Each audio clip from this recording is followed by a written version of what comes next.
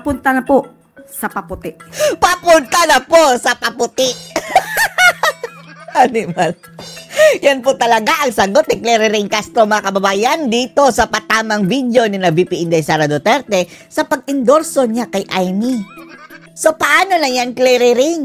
No other than the super ate of your amo na si Ngagba ang nagsabi na itim na ang sitwasyon ng ating bansa.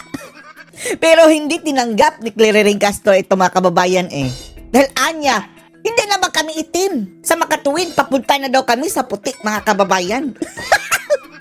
Ang mga animal. At sa halip na atakihin si Aimee dahil campaign video yan ni Aimee, mga kababayan Although inendorso siya ni Sara, pero production yan ni Aimee. Ibig sabihin, si Aimee ang responsable sa mga sinasabi dyan sa campaign ads na yan. Pero bakit ang binibira nitong si Clary Ring Castro, mga kababayan, ay ang mga Duterte? Hindi talaga niya pinitik si Aimee, mga kababayan, bagos ang kanyang ginantihan ay mga Duterte na naman. Panoorin niyo po, ha? Papunta na po sa paputi. Papunta na po sa paputi. Galing itim, papunta na daw sila sa paputi, mga kababayan. Yung recently released political ad nga po featuring VP Sara and Senator Aimee paints the situation in the country as black. Kulay ng pagluluksa. Kulay Hunger, crime, ng kadiliman. crimes and injustice, which is a clear imputation of failure of the Marcos administration. What does the palace have to do with You it? just said, So paano na yan, Castro? None other than the sister of the president na amo mo ang nagsabing failure. Madilim na. Karibari-marim ang sitwasyon ng ating bansa. it is recent? Yesterday. Ang akala ay Wow. 2022 campaign ads to. Yan ang sagot niya, mga kababayan. Binaliktad na naman ng Clary Ring na yan. Akala daw niya 2022 na ito, campaign ads dahil parang ang pinatatamaan ang Duterte administration daw. Dahil para kay Castro, mga kababayan, ang maitim daw ay ang Duterte administration. Dahil sa mas na-describe ang kapanahunan ng nakaraang administrasyon dun sa nasabing campaign ads. Maitim lang naman yun para sa mga sindikato, durugista at mga kawatan sa gobyerno. Pero ngayon, mga kababayan, ang kaitiman ay ramdam ng ordinaryong Pilipino. Unang-una, meron silang sinabi, teka lang po, Hanapin mo. tungkol sa madilim, wait lang. Madilim. Ayun. Natawa na lang ang reporter, mga kababayan, Ito ang gusto ng mga reporter, mga kababayan, ang pagsabungin talaga. At hindi makukumpleto ang araw kasi ni Clary Castro, mga kababayan, kung hindi siya makakabira sa mga Duterte. Itim ngayon ang kulay ng bansa. Itim! Sa gutom at krimen nagluluksa. So, as if, mga kababayan, tingnan nyo ang kuntsabahan nitong mga media, mga kababayan, at itong sina Clary Ring Castro. Sa tingin nyo, hindi yan planted question? Bakit nakapaghanda siya sa kanyang mga sagot, mga kababayan? May binabasa. Kung spontaneous yung tanong ng media, mga kababayan, sana wala yung binabasa si Clary Castro. So, sa gutom at krimen binasa, So, ay, nako. sabi ba natin na itim ngayon ang kulay? Mas madidescribe siguro natin nung nakaraang administrasyon. Sisi na naman kay Duterte, mga kababayan. Yan ang expertise ni Castro, Na, antayin natin na kanya magic word, mga kababayan, fake news. Lahat ng sagot nila sa mga birada sa kanila, mga kababayan, yung puna sa kanila ng mga tao, ang sagot nila fake news. So, wala na at explanation. ngayon ay papaliwanag sa Wow! panahon ng kasalukuyang administrasyon. Wow, salamat BBM pala. Papunta na tayo sa liwanag. Baka ang liwanag yan ay apoy yan ng impyerno. Hindi yan talaga liwanag. Umiinit ba, Castro? Baka yung liwanag na nakikita mo ay apoy ng impyerno.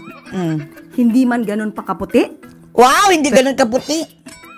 Walang hiya talaga mga animal na to. pero patungo na doon. Patungo na sa kaputian. Unang-una po, may binanggit sila tungkol sa kagutuman. Sisihin mo ang SWO survey, yung mga Pulse Asia. Sila ang nagpalabas niyan. Tandaan po natin na ayon po sa records na rin po na naibaba aling records ang pinagsasabi mo? Ang mga gunggong na to mga kababayan, no? Kung ano-anong mga kinukuhang reference, sila naman ang may gawa. Kung hindi man sila ang may gawa, yung mga halatang-halata na kasabwat nila. Poverty incidence. Sa panahon ng 2023, 15.5% in 2023 mula sa 18.1%. O maniniwala kayo mga kababayan? Bulok! Ganito na lang mga kababayan. Kung naniniwala talaga sila na mga kababayan bumaba ang poverty incidence, bakit sa entire kasaysayan mga kababayan, ngayon lang sa panahon ni Ngagba, bumabahan ng ayuda dahil naghihirap na daw ang ating mga kababayan? Kung nawawala na ang kahirapan, bakit nag-aayuda pa kayo, aber? Common science na lang mga kababayan. In 2021. You are citing data from? Anong sinasite mo na data? Ungas. Okay, this is from nahihiya na siya banggitin kung sino ang source. By ito ang author. For sure mga kababayan, kasabwat na yan. Writer is Dim Sum Daily. Sino yan? Daho, mga bogus na naman mga kababayan, animal. Bakit hindi nyo kinote ang SWS at Pulse Asia na kung ang taas ng rating ni BBM mga kababayan, grabe, yun talaga ang kanilang reference. Pero ngayon, dahil sinabi ng Pulse Asia na tumaas ang kagutuman, naghanap ng iba? Hong Kong. Hong Kong! Meron. Anong alam ng taga Hong Kong sa kahirapan dito sa Pilipinas, animal? Po tayo dito. Sige, hanap-hanap. Ito po ay galing din mismo. Baka makakuha ka ng reference galing sa ICC. The Netherlands. Sige, hanapin mo. Sa report din po ni Secretary Balisacan. Si Balisacan. Isa pa yan. Meron din po tayo dito na pinalabas. Ito naman ay galing kay Philippine Star. Ang tanong mga kababayan, sino ang author? Maniniwala kami kung survey. Sa makatuwid mga kababayan, yung survey pa nga kaduda-duda pa nga yung ilan. Pero at least mga kababayan, meron silang sinusunod na statistics. Pero yung mga ganyan, mga author-author lang ang kanilang pinagbabasihan. Ulol! Kung gagamitan natin yan common sense, yung ayuda pa lang. Bakit bumabaha ng ayuda kung wala na mahirap? Delon Porcalia. Sino yan? Meron pong naitala na 7.2 trillion na utang ang dating administrasyon. At tapos ngayon walang utang. Ilang trilyon na nga ba yun mga kababayan? Kalahati pala si BBM Eto na siguro ang pinakamalaking utang in the first 3 years mga kababayan. At walang infrastruktura. Puro ayuda! Animal! Po dito ay patuloy pa rin po natin binabayaran sa kasalukuyang administrasyon. Ngayon, wala kayong inuutang. At kung ano-anong pinagsasabi. Sinasabi nila na tungkol sa krimen, tandaan po natin na meron din po na pinalabas na statistics at ito'y inayunan na rin po ng... Sino ang nagpalabas? Ang tunay na statistics mga kababayan ay yung nakikita natin ngayon sa ating mga mata. Pagtanong ka sa mga tao kung kailan sila mas safe nung panahon ni Duterte o panahon niyo. Matagal. Ni Senate President Chis Escudero. Maniniwala kami dyan sa cup holder niyo. Cup bearer. Si Chis Escudero. Nakapin niyo yan ngayon ay mas mababa po ang crime rate as compared po sa karaang administrasyon. Liar! At sinasabi ni Lokohin nyo mga ulol nyo. Kumbinsido sila sa kanilang makasinungalingan mga kababayan, Senator Amy, gutom na ang sikmura. Naliwanag ko na po yan about the poverty. Sige, birahin mo sa Amy. Kapatid na yan ng presidente yung nagsabi Incidents at gutom pa sa hustisya. Pero hindi po ba yung ibang... Sige si Amy nagsabi niyan Sino ang bibirahin nito? Kamag-anak. In particular po, babanggitin ko, ito ay...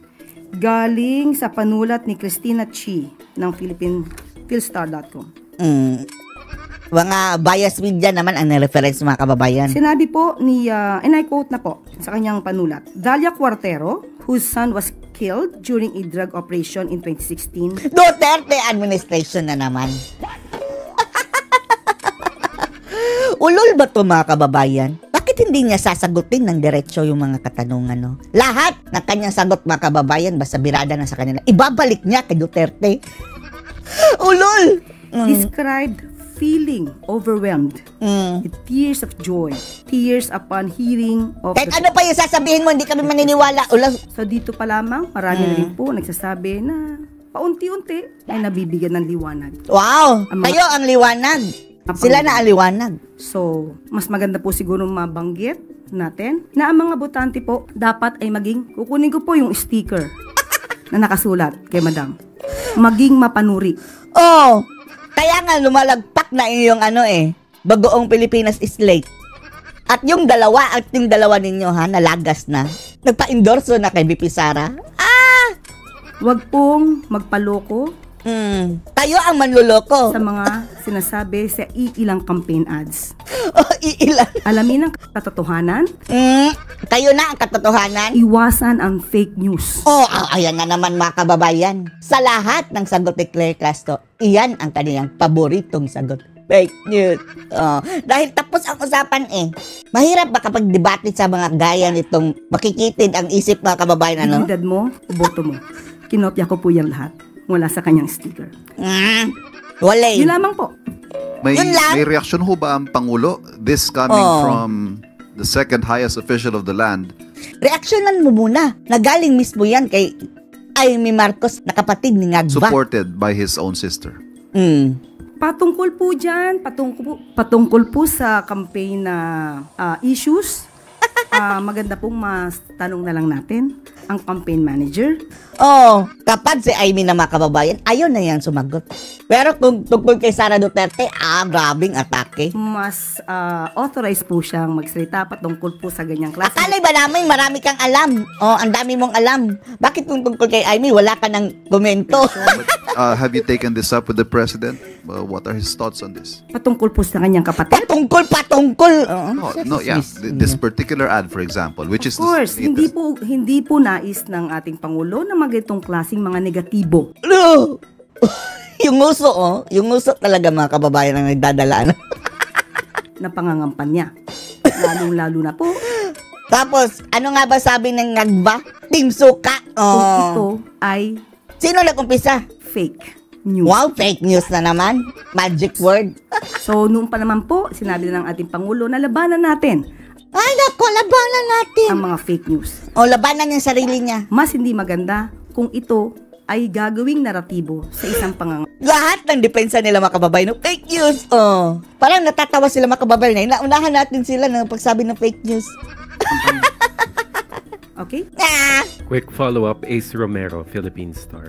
Yusek, the other camp described the present administration or the present state of the country under this administration as itim. Itim! Now, kung merong kulay na i-describe yung present admin with regard to our present conditions, kung meron man po, ano po yun? Mas matindi pa sa itim, phantom black. Papunta na po Wow! sa paputi. Wow, paputi na daw mga kababayan. Konting pula na lang, medyo Paniwala sila sa kanilang mga sarili mga kababayan, mga ulol na to, no? maputi na. Kunti na lang, Hindi puti pa lang po, hindi perfectly white, Wow! Diretsuhin mo na, perfect white. katulad ng aking sinabi, pero dun po patungo Wow! Patungo na daw sa perfect po yung white. administrasyon. Ulol! Ano masasabi niyo dito mga kababayan? Napapunta na daw sila sa perfect white. Post your comments below.